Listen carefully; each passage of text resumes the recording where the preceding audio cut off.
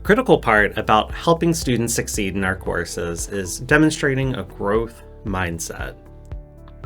A growth mindset is a mindset that frames learning experiences as opportunities to determine what works and how to build off of it. Learning is seen as an opportunity to plan for what happens next. In other words, we provide students feedback and interactions that encourage them to learn and to frame academic challenge and rigor as a natural part of their experience. This is opposed to a fixed mindset. A fixed mindset, in contrast, communicates to students that what is not there will never be there. Some people have it and some people do not. You are either successful or you are unsuccessful. And learning and assessments are there to determine what a student is capable of. The mindsets that we communicate to students are on a spectrum of whether or not they are fixed or they are growth. A fixed and a growth mindset are on a spectrum of the way that we communicate and develop a mindset with our students.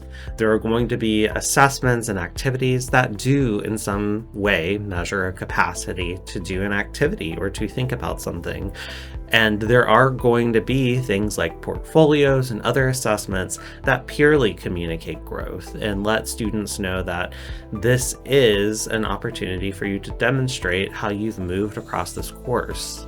The spectrum is adapted from Mary Murphy's text, Cultures of Growth, which is a text that communicates that all organizations, higher education included, work with their employees, with their stakeholders, with their students, with their faculty to cultivate and think about the ways that we could reframe a fixed mindset into a growth one.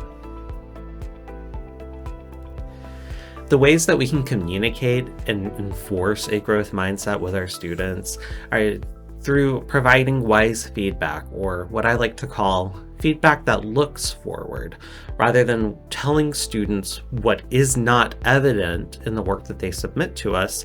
We tell them how to produce and align with our expectations, or through a wise feedback statement, communicating to them why we're providing the feedback and that we know that they are capable of meeting the expectation.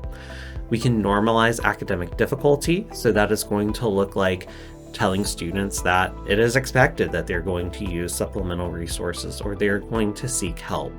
Normalizing help-seeking behaviors by proactively recommending student support services. Creating a sense of belonging for our students and communicating to them, you are here, and comparison is the thief of joy. We are all capable and we are all in this together.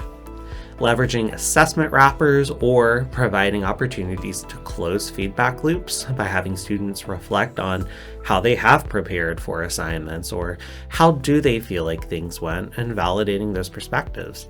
And lastly, modeling growth through feedback or actively soliciting feedback from students. If students see us as thinking about our courses as opportunities for us to grow as faculty members and instructors, then students may in turn internalize that for their own progress. Having a growth mindset does not mean compromising on academic rigor or challenge. It instead encourages us to push even further and for everyone to have opportunities to grow. Mary Murphy writes, "The culture of growth's commitment to development is demanding, requiring effort, attention, and dedication to proactively identify ways to improve. But critically, individuals are not left to do this alone. The organization provides support and resources to help folks along the way."